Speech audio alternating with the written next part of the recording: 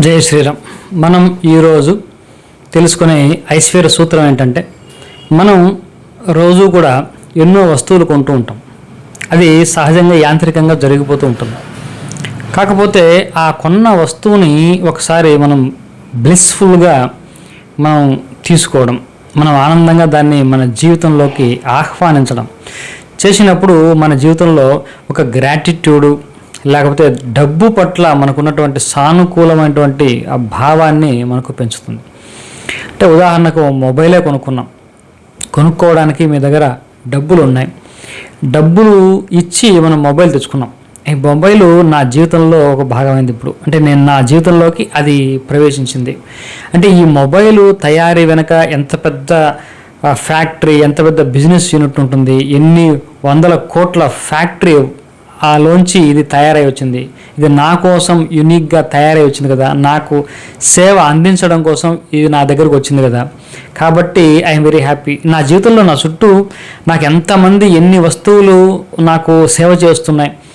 ఈరోజు నేను ఎక్స్ట్రాగా మొబైల్ ఒకటి నేను కొనుక్కోగలిగాను. అది ఇటు డబ్బుకి మనం కృతజ్ఞతగా ఉంటూ ఈ వస్తువు కూడా మనం కృతజ్ఞతగా ఉండాలి. ఎందుకంటే ఈరోజు నుంచి ఈ వస్తువు నన్ను సేవిస్తుంది.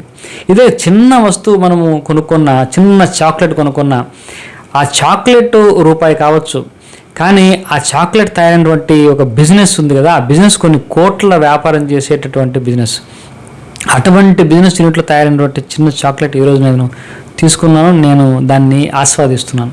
ఈ విధంగా ప్రతి ఒక్క వస్తువుని ఆస్వాదిస్తూ మన జీవితంలోకి ఆహ్వానించినప్పుడు మనలో ఒక అబండెన్స్ ఫీలు, సమృద్ధి ఫీలు, అంతేకాకుండా గ్రాటిట్యూడ్ ఫీల్, థ్యాంక్ఫుల్ భావన పెరుగుతూ ఉంటుంది.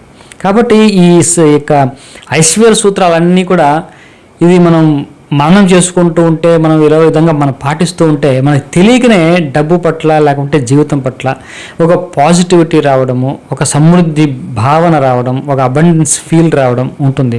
కాబట్టి మనం ఈ యొక్క ఐశ్వర్య సూత్రాలన్నింటినీ కూడా తెలుసుకోబోతున్నాం. కాబట్టి ఈ ఐశ్వర్య సూత్రంలో మనకు తెలుసుకున్నటువంటి విషయం ఏంటంటే, మనం ఏది కొన్నా కూడా, ఏ చిన్న వస్తువు కొన్నా సరే, దాన్ని ఒక బ్లెస్ఫుల్గా మనం దాన్ని దాన్ని ఆశీర్వదించడం, మనం దాన్ని ఆనందంతో మన జీవితంలోకి దాన్ని తీసుకోవడం, తినేటి ఉంటే దాన్ని హాయిగా తృప్తిగా అనుభవించడం. ఇది మనం ప్రాక్టీస్ చేస్తే మన జీవితంలో ఉన్నటువంటి అన్నీ కూడా మనల్ని సేవిస్తున్నాయి అన్న భావన మనకు తప్పకుండా కలుగుతుంది. స్వస్తి.